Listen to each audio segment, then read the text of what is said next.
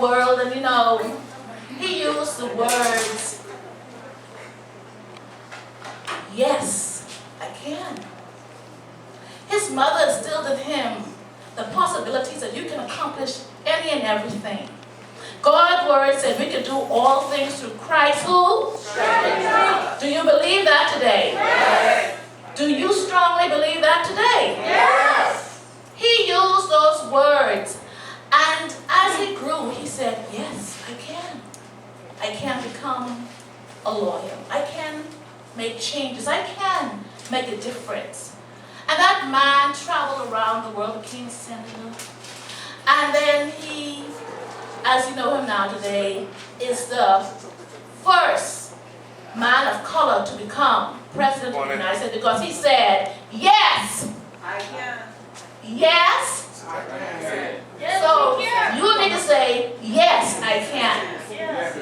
Whenever obstacles come your way, you will say, Yes. when people say you cannot go, you say, Yes. when people say you cannot open your own business, start your own company, travel, purchase ticket, and be a part of Sportsability, you can say. Yes. When people say, because I cannot see, I cannot go to school and get my degree, you can say. Yes. When people say, because I'm on crutches, I'm in a wheelchair, I cannot obtain my associate's or bachelor's degree, you can say. Yes.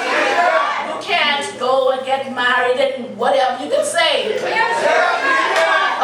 now the reason why I said I don't have to motivate you, not to get you up on a high, because our next presenter is a man whose partner is a four-legged person.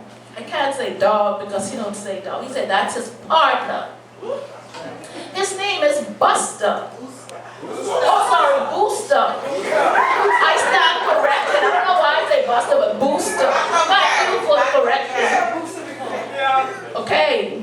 Now, this gentleman has a story to tell. So I need your undivided attention.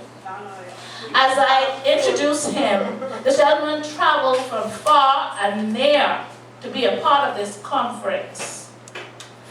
I present to you, ladies and gentlemen, none other than Mr. Davis Horn and his friend Booster. Please welcome him as they come.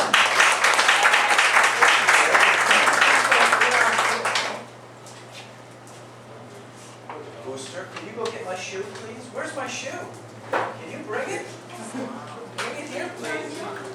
Thank you.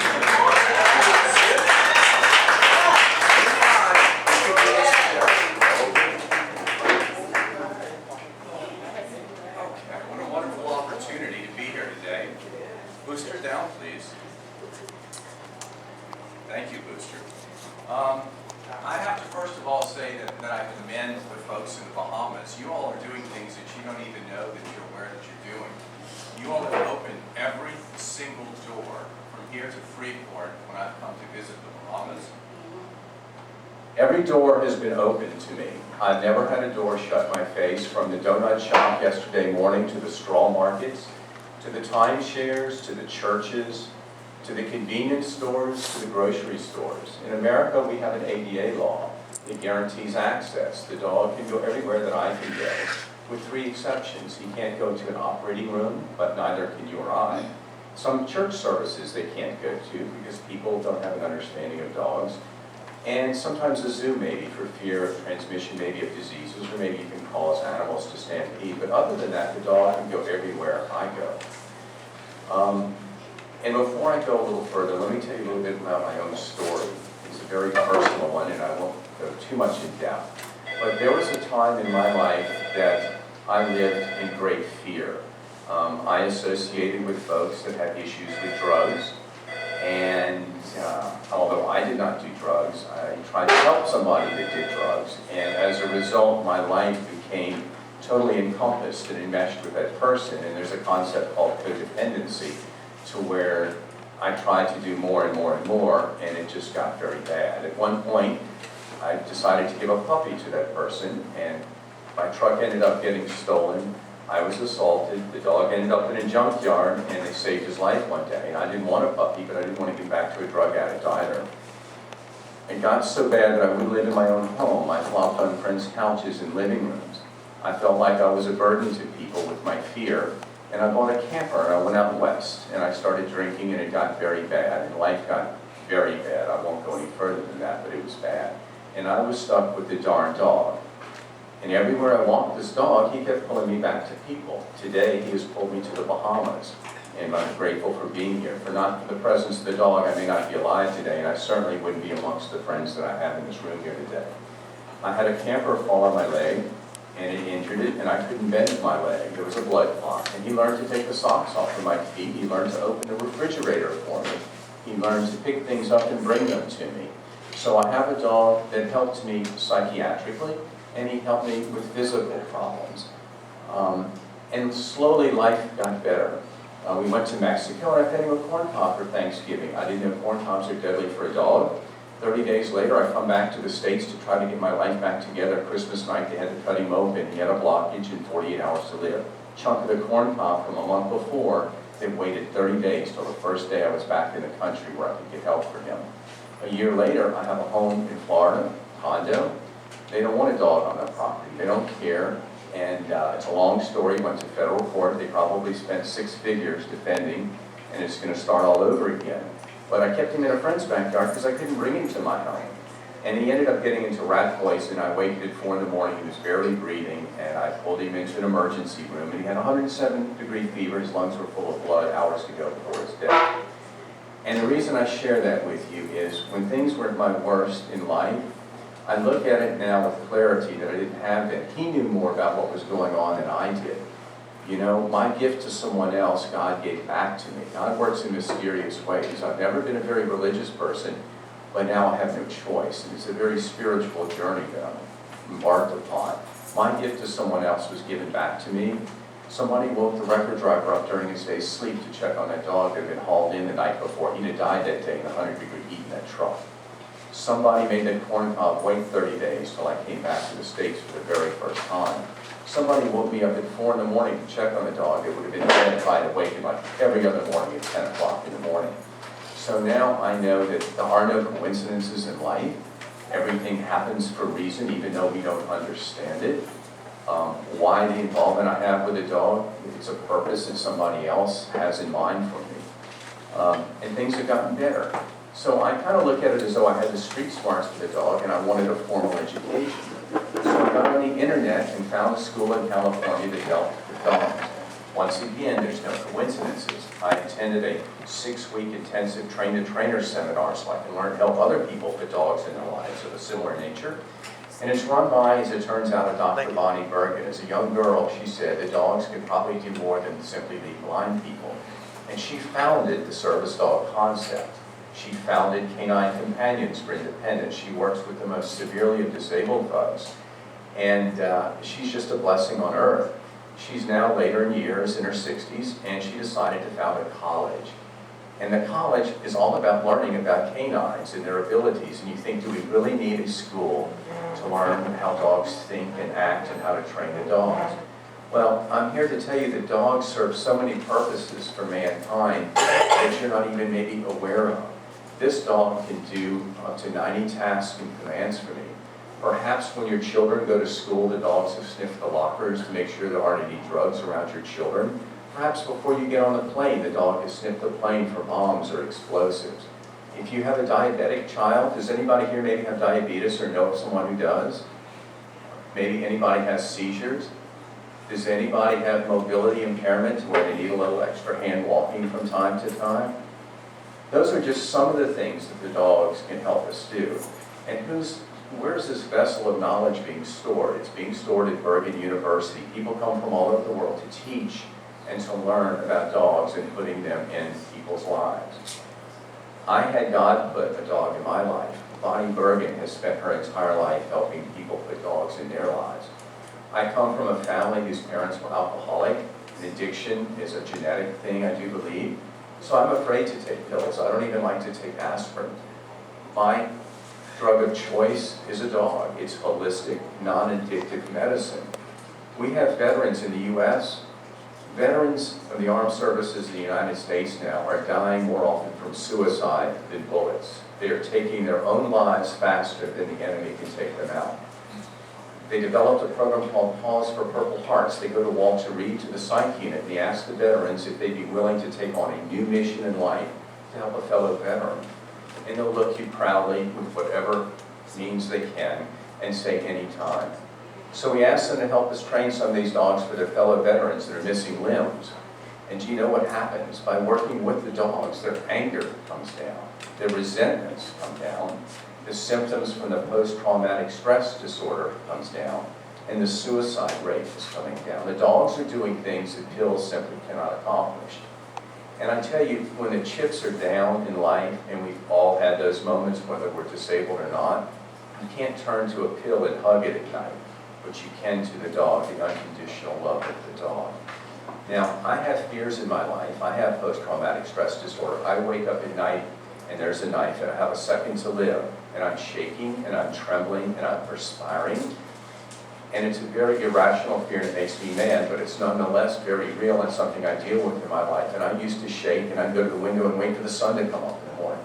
I don't anymore. I turn to my dog and say, "Booster, who is it?" And he'll jump up and down for a minute or two in my bed.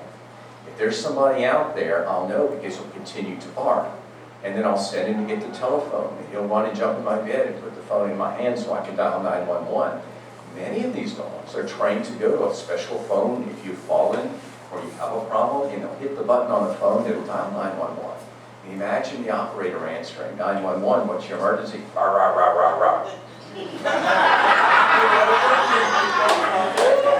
And do you know those operators now are trained, if they get that response, dispatching immediately, and they will send a police car to your home. They know maybe somebody's fallen and they can't get up, or there's an emergency, and they respond to the dogs barking into the telephone. So the dogs are saving lives in many, many ways. If you have seizures, we have seizure alert dogs. It will tell you maybe 15 minutes before you're going to have a seizure. Imagine if you're in a restaurant, you've got a big old piece of steak, and you're getting ready to swallow it, and you don't know you're going to have a seizure. That could kill you. However, the dog will tell you 15 minutes in advance. However, if the dog is not by your side, he can't telepathically communicate with you. He has to be by your side to let you know that. That's why it's so very vital to be able to bring that dog into the restaurant. If you travel and your child has diabetes, we have diabetic alert dogs. They'll put the dog into your child's bedroom at night. And if that blood sugar drops to a dangerous level, we all know children's blood sugar levels are more volatile than those of adults. That dog will run to the parent's bedroom in the middle of the night and wake them up to go check on their child. But if you come to the Bahamas and you can't bring your dog, or the dog can't stay at the hotel room, then that help is not available. Perhaps that child might pass in their sleep because they didn't have the availability of their service dog by their side. Public access for the service dog is absolutely crucial, and in many times it can be life-saving, and that's why it's so very, very important. The amazing thing is my dog is not just a dog. He is my independence in life. He is my freedom to know that if I'm in a room and somebody comes in the middle of the night, he'll let me know this, and he will summon help for me. When my leg hurts, sometimes my foot, I cannot touch it to the ground, and I am in a chair, and he will pull my wheelchair whenever I need him to do so. Left turn, right turn, pull a luggage cart to my room. He'll open the door to my home to let people check on me. He'll run to my truck if I leave a little like dog collar attached to the handle. He'll grab the handle, open the truck door, jump inside and get something and bring it to me on the ground. If I were diabetic and I needed a shot or a piece of candy that was in that bag, he would bring it to me as I'm slipping into a coma on the ground. But once again, if you cannot be by my side, then it does no good. Nobody would ever envision throwing somebody's grandmother out of a wheelchair. Nobody should ever envision separating a service animal handler from his dog. It's the same concept. When I fly on an airplane, if he is down below in the belly of the plane, that does me no good. That's why when I travel, Booster is at my feet in the plane. They put you in a bulkhead position, the dog travels with you. And you might think, well, how much does it cost to train a dog like that? Well, on an average, anywhere from $20,000 to $40,000 to $60,000 worth of training goes into that dog. It's a very professional dog. But a caveat to that is that there are more owner-trained service dogs in the U.S. than there are school-trained, because we cannot meet the demand fast enough. Now, many of you may have fears in your life, and one of them may be a dog. And if anybody on this earth understands fear, I'm afraid to get in an elevator due to terrible claustrophobia. If that door didn't open, I would be on the floor passed out. Irrational. I wake up at night fearing something that happened past in my life. So I respect fears, and I do everything to walk on a different direction. Maybe if somebody looks as though they're a little apprehensive about the dog, I understand it, and I respect it, and I honor it. But I'm here to tell you that, and I mentioned this at the church service the other night when they were gracious tonight enough to let the dog come into the church with me with Booster. It's man's inhumanity to man that you have to fear. Closing that door in someone's face that may need a service animal or a wheelchair or a helping hand is what you truly have to fear. We take men and we shoot at men, whether it's over a drug deal or on the battlefield, and we end up in wheelchairs, and the dogs end up picking up the pieces and pulling us around in life. We have children that have things done to them that their child should have done, and they turn to the dog for comfort and solace. Once again, the dog steps in to help alleviate the evils that were committed by man. You have more to fear from your fellow citizens, maybe, than you do from a dog. Dog is unconditional love and accepts you for how you are and who you are. There was a lady I met that said, and she was in a chair, she had ALS. She said, you know, I went on a picnic yesterday with my family. We had a good time. Today they called me, let's go shopping. She said, no, I don't feel up to it. What do you mean you don't feel up to it? You just went out yesterday and had a great time. Now, I know you're up for it. Now, just get dressed and let's go. No, I don't feel up for it. Oh, come on. She said, you know, my dog doesn't do that to me. My dog, if I need to go outside, he'll pull me out of that chair and pull my wheelchair and we have a good time. But if I'm just not quite up for it, and we all have those days, he doesn't question me. He doesn't pressure me. He's there for me by my side unconditionally. And that's the difference between the human and the dog. You know, we have people that fight dogs, right? So we think of vicious dogs. Where did the dog learn to fight? Man takes a dog and makes it a sporting implement for a dog fight. That's not the nature of the dog. So I'm here to tell you that dogs maybe are a different avenue of help for those that need help. Whether your disability is physical or psychiatric, the dogs have a great deal to offer. So much so that we founded a college in order to learn and to share that knowledge. But for me to come into your country that doesn't know what a service dog is, and to have those doors open is a very heart-rending thing. As I say, I have a condo in Florida. I had to go to federal court to get access to my own home with my service dog. And it went on, and it's going to start all over again. I come to a foreign country, and I don't have that problem. You guys, and I've said it before, and to the day I die, I will say you're the tiny nation with a big heart. And I will also say that people say you don't necessarily need a law. Nobody would treat somebody that's disabled in less than a friendly manner. And maybe they will, maybe they won't, but sometimes they don't know better. And I like to believe that that's it. It's not just their selfishness or evil. You do need a law. We debate to this day whether the Americans with Disabilities Act ever needed to be passed. I'm telling you, it did need to be passed. Because you do need a law guaranteeing the fact that you can get over the curb and get to the restroom.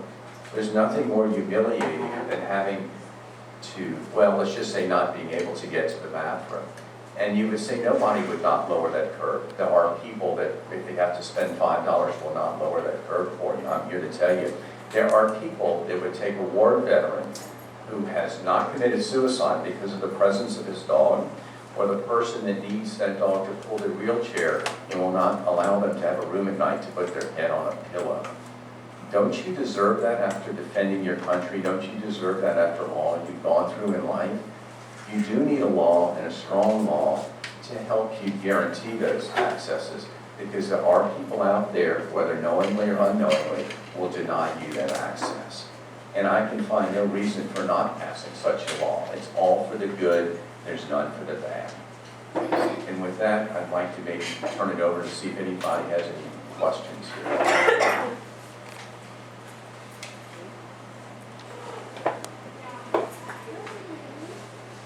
maybe I can ask you guys some questions then.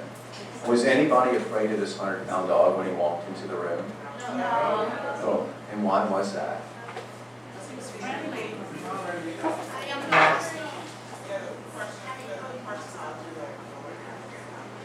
So you trust the dog? Cool. And do any of you all have any things that you think that a dog could help you do and accomplish in your life?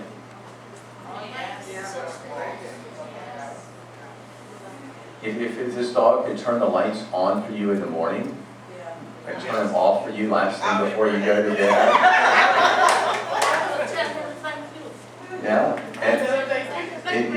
Yeah, and you know, I had a young lady one time. He was fussing at her boyfriend because he was having a few too many beers. You had 2 beers, you had 3 beers, you had 4 beers. The difference between the dog and the girlfriend, the dog will bring you more and more beers to be excited each time. He never complains. Okay? It's unconditionally accepting whether it's good or bad. Okay, well, if there aren't any more questions, then I guess we'll just turn it over perhaps to the next person. I have a question. Doing great. Can any type of dog be trained, or are there only Certain breeds, maybe? Right. That's a great question. In the service dog industry, we prefer to use Labrador Retrievers and Golden Retrievers because they're such a soft dog. And not only do we use a Lab or a Golden, we use certain Labs and Goldens. We breed dogs with good hips and good elbows and good eyes to dogs that have good hips and elbows and eyes, so that we get a genetically good dog. Because if you can invest that much time and energy in a dog and hips blow out, or the dog goes blind due to a genetic defect, then it's, you know, we're trusted with people's donations to train the dogs. We want the very finest of dogs. The Goldens and Labs are very soft. They're born picking things up off the floor and bringing them to you. A 2-week-old puppy will pick something up in its mouth and carry it all around. So that's God instilled. So for folks that are disabled to drop things or can't hit things, the dog is already pre-programmed. Now, with that said, virtually any breed can be trained to be a service dog. It's not necessarily the breed, it's the dog. We even have pit bulls that are trained to be service dogs, believe it or not. Yeah. Now, when you walk into Walmart with a pit bull, you're not going to get the same reception as you walk in with you see Booster with a toy in his mouth. But you know, that dog is trained. Many people train their own dogs. I've had people say, can we train hotcakes to be service dogs? And I think the answer to that is yes and no. At the schools, we have our own breeding programs. And we start with what we call when the pages are blank. There's nothing in that dog's mind. Nothing has corrupted it. Nothing good, nothing bad. We program what goes into that dog's mind. And we introduce them to as many people, places, and things up until they're 12 weeks old. That's the socialization period. We continue to do that, but as a puppy, that's absolutely critical. Because there's certain things that dogs will react to. Maybe a man with a hat, or a beard, or sunglasses. Or different people from different cultures or different age groups. So we take those puppies around as many different people, places, and things so that when they grow up, it's not an issue for them.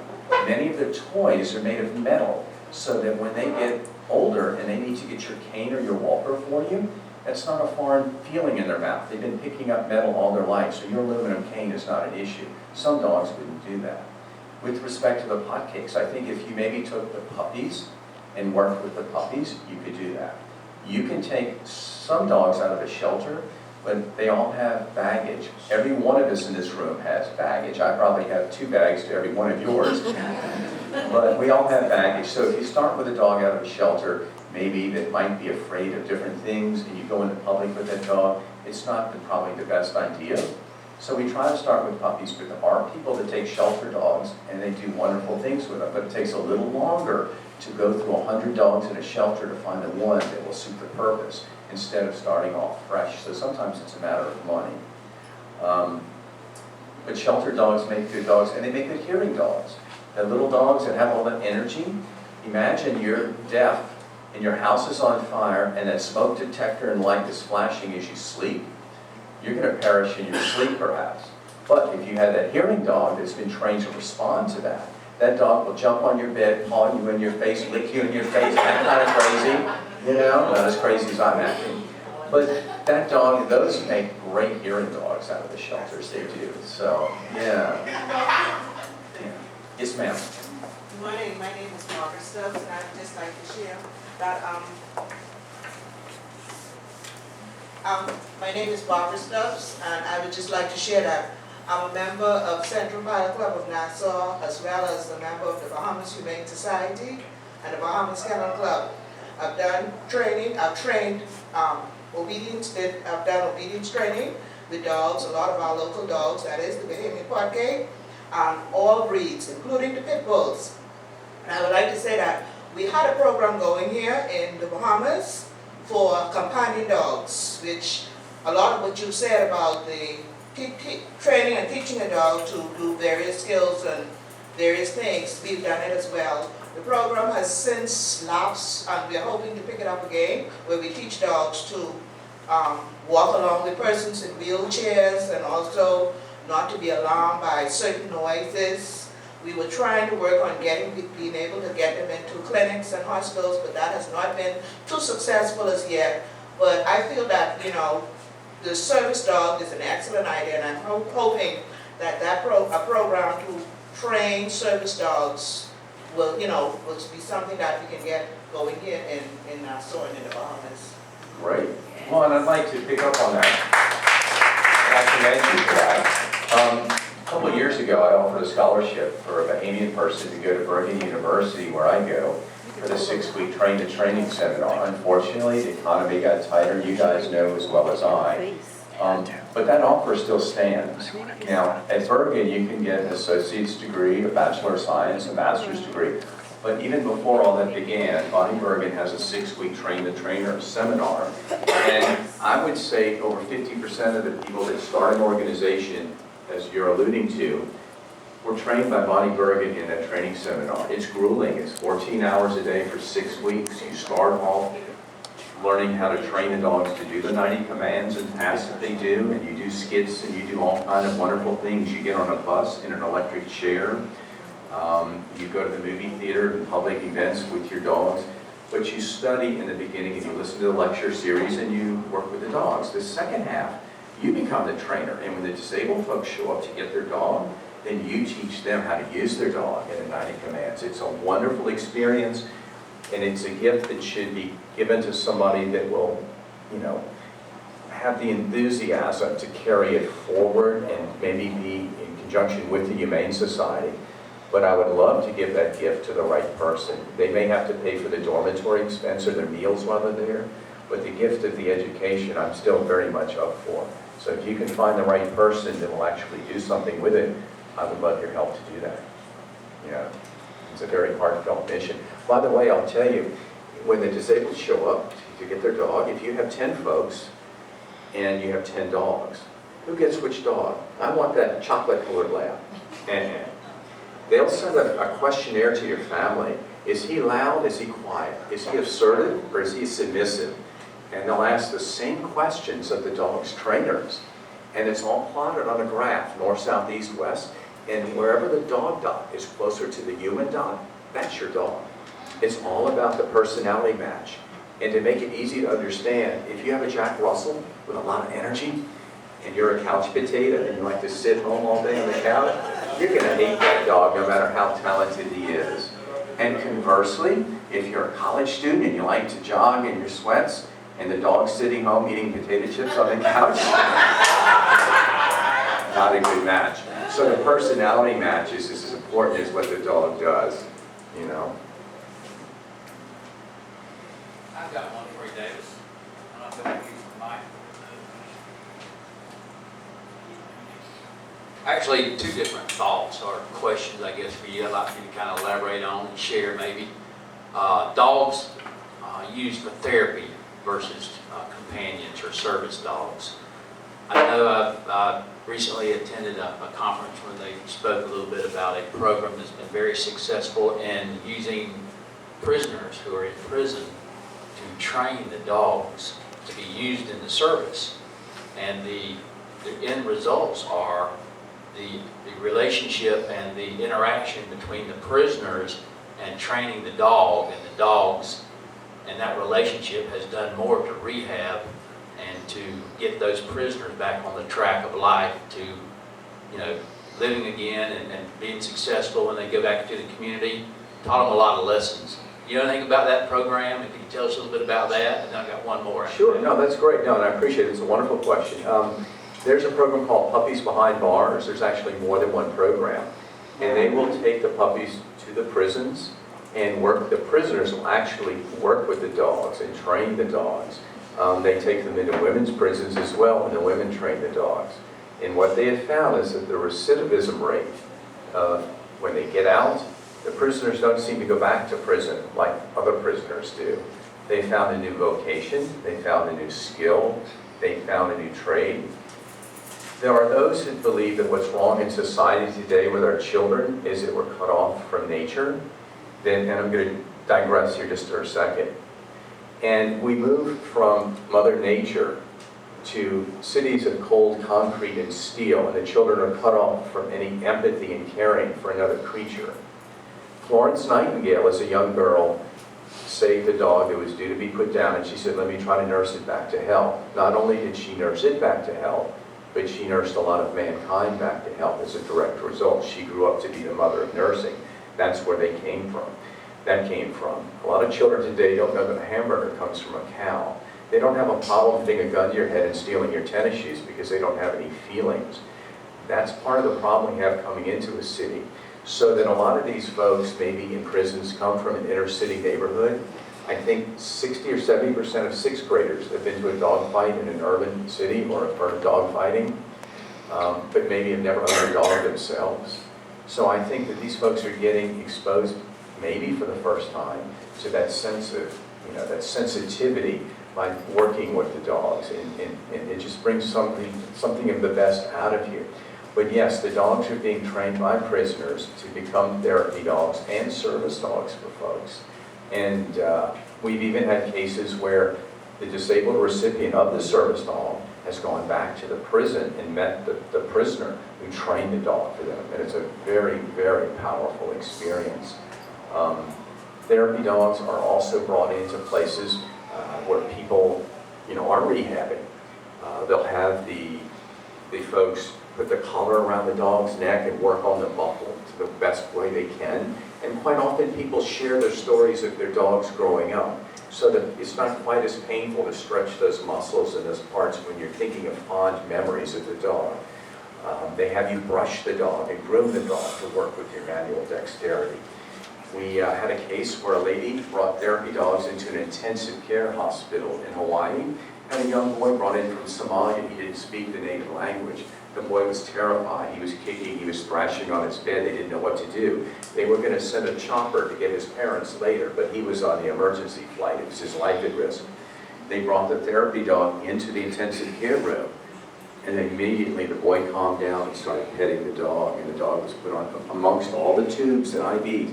The puppy was brought onto the child's chest, and the dog calmed down. The child calmed down, and the child actually started talking to the dog in his native tongue, and things seemed to be made better. There's not a pill for that. The dogs can help us with therapy in quite a great deal. That was my second question point, so you already got it. Yeah. Now, I will tell you an interesting question, an interesting story here that I'd love to share. I have a friend of mine who's on a liver transplant list. He's about 70 years old. He's a veteran. So he went to the VA in Houston, Texas. And on the VA property, they have something called Fisher House, which is like Ronald McDonald House, where folks that come with their loved ones, they house them there for free, and it's a nice place. Well, I went with him as his caretaker, and I had Booster with me, because Booster's my caretaker. Everything flows downhill in life, right? We all have our support mechanisms in place when we need them.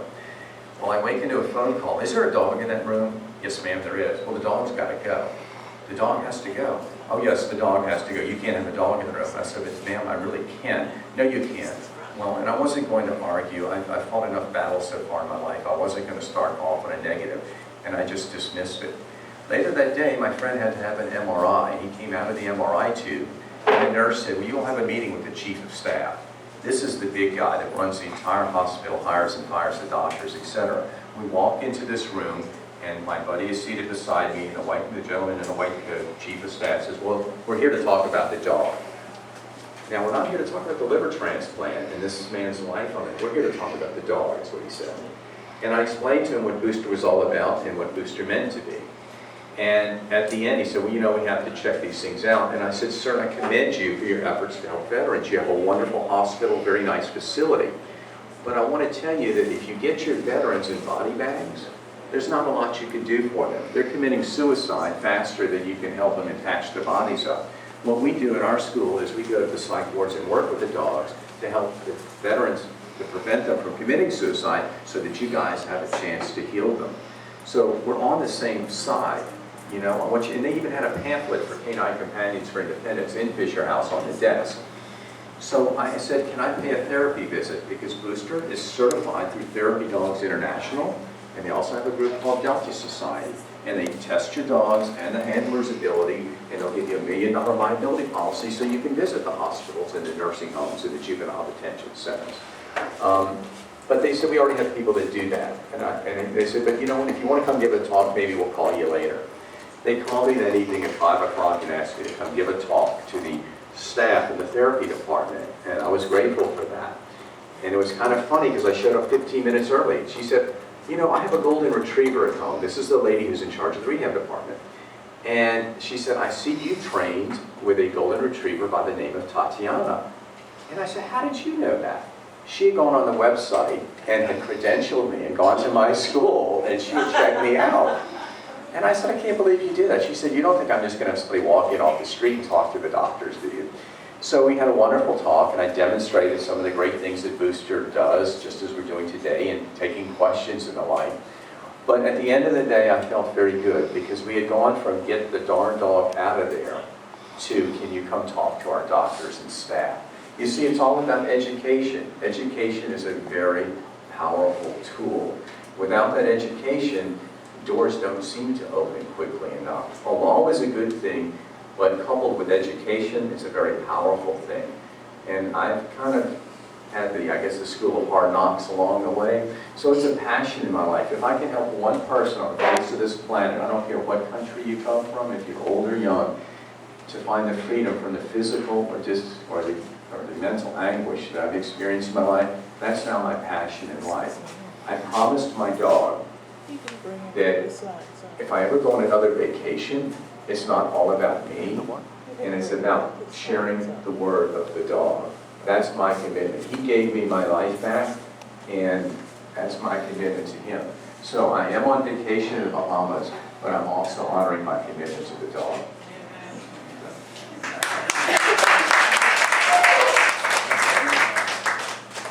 Is that it?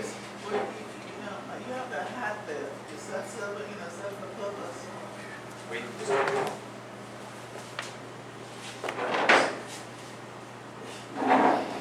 What else is that? Yes. Talking about this. We don't have a refrigerator. Booster, did you ready? Snack. Tell you what you do. Can you help me? Can you get, look. Booster. First of all, can you go get my shoe? Go get it. Bring it. She just hit you. Where's my shoe?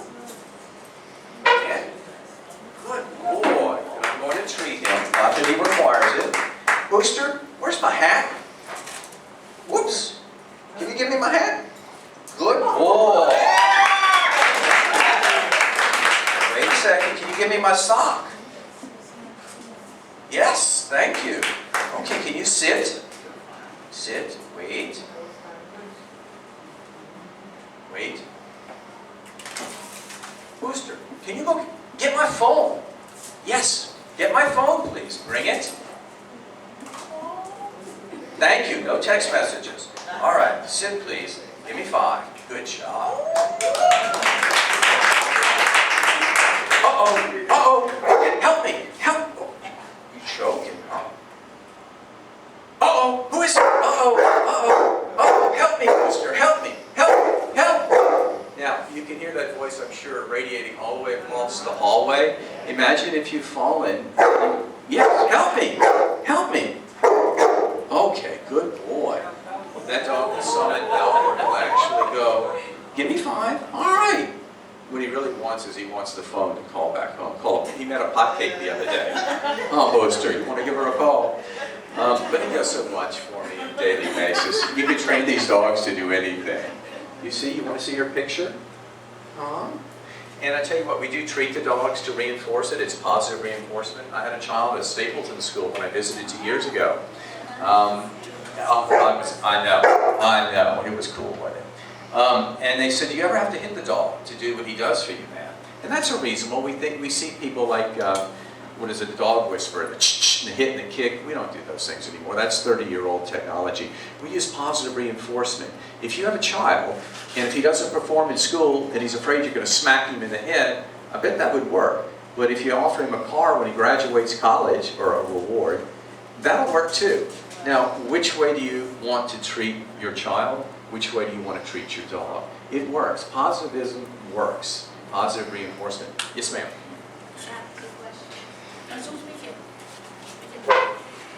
One, is the dog trained only to take commands from you, or can someone else give command? And then two, I see that it says working dog do not pet. Why are you not allowed to touch the dog? Great question. Very, very good question.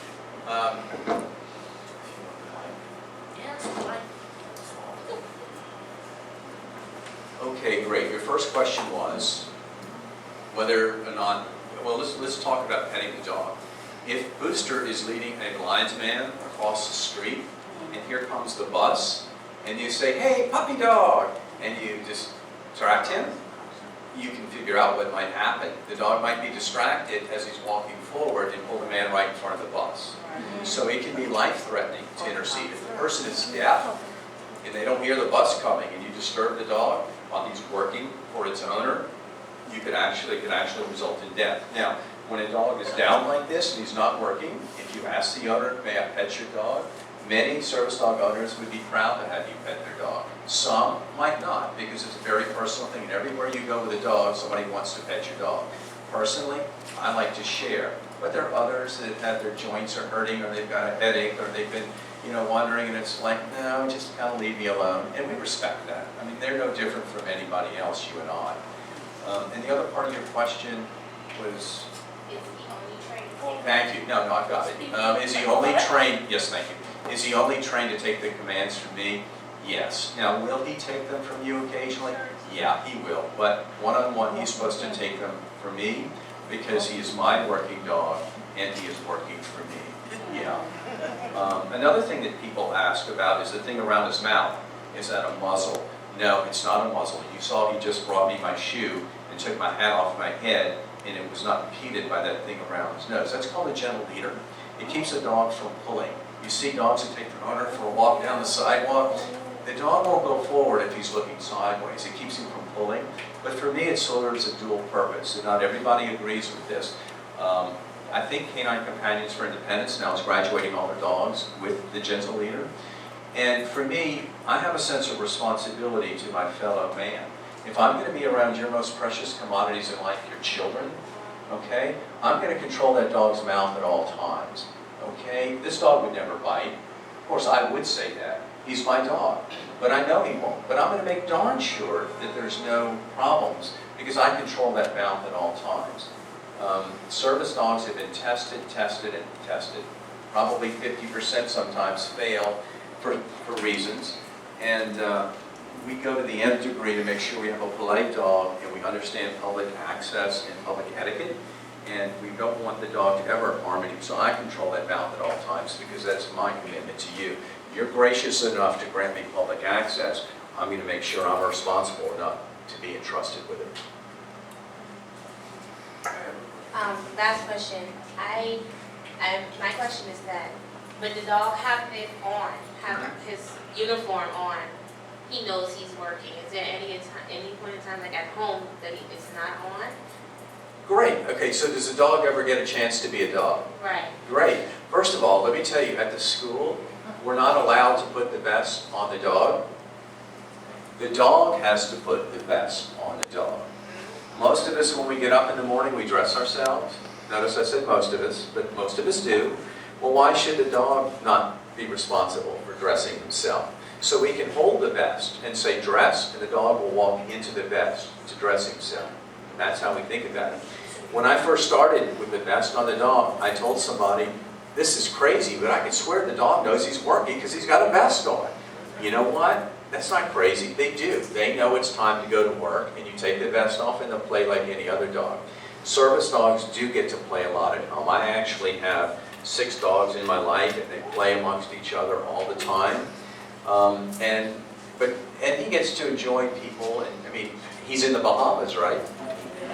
Can't be bad with that. This dog has been with me to the top of the Empire State Building. He's been to the beaches of the Bahamas. He's been to Smithsonian, Disney, cruise ships, all over the world. And he gets a chance to swim in the ocean, and he goes a lot of places with me. He has a lot of good fun.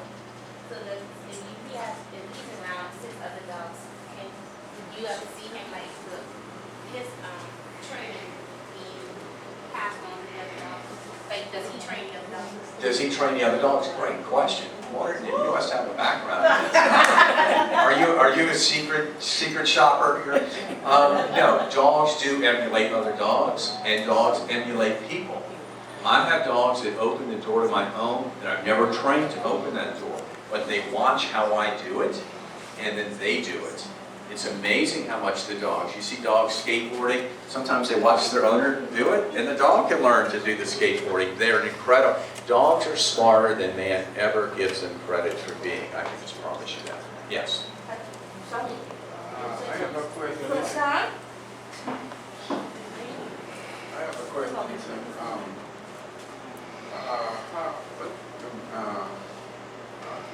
What's this dog? What's the name of this dog? Pedigree. Not pedigree, yeah. What kind of dog is this? You have how long a dog has got to live? What kind of medication the dog is deal? Great question. Booster's a Labrador Retriever. He's a yellow lab. He's about 100 pounds. And people say, man, he's a big dog. Well, a toy poodle's not going to pull a fat man like me in a wheelchair. Yeah. And also, these dogs sometimes have hips that have hip dysplasia, which are not so great. So we try to make sure we have dogs that are physically sound, but we don't want to overwork the dog. So you don't want a 40-pound dog pulling a 250-pound or 200-pound man. So it takes a big dog sometimes. So that's why we use big dogs. As far as the health goes, the Labrador will live between, if you're lucky, 12 to 14 years. The Golden Retrievers, however, I think have an average lifespan of maybe 8 years because there's so much cancer in the Golden Retrievers that we're actually at the school going more towards Labradors. And I want to tell you that, I don't know if anybody knows anybody who's had Hodgkin's or non-Hodgkin's lymphoma in human cancer, but the modern advances in medicine to treating those kinds of cancers are directly attributed to the Golden Retriever dog. People with those dogs have sent blood samples in that have been used for cancer research, and mankind now is totally benefiting based upon the cancer rate of the Golden Retriever. And when you're saying the types of dogs, let me clarify. The general umbrella term that we use is an assistance dog. Under the assistance dogs, you have many different forms. You have a guide dog for blind people. You have a hearing dog for the deaf. You have mobility dogs for those that have a mobility impairment, and you have psychiatric service dogs to help those that have psychiatric disabilities. But they all come under the general umbrella of an assistance dog. Their health, it's like any other dog. However, when I go into public or if I travel, I might get, you might be bitten by mosquitoes, maybe that carry malaria if I go to one country or another. So I'll always make sure of what the problems are or the potential diseases are in a foreign country before I ever go there with my dog. But health-wise, they're pretty much like other dogs. With one caveat to that, I actually opt to have health insurance for my dog Booster. Just as we have Blue Cross in the States, there are about 5 or 6 or more companies in the U.S. that offer pet health insurance. It's about $350 a year. Veterinary costs can be expensive. For example, Booster just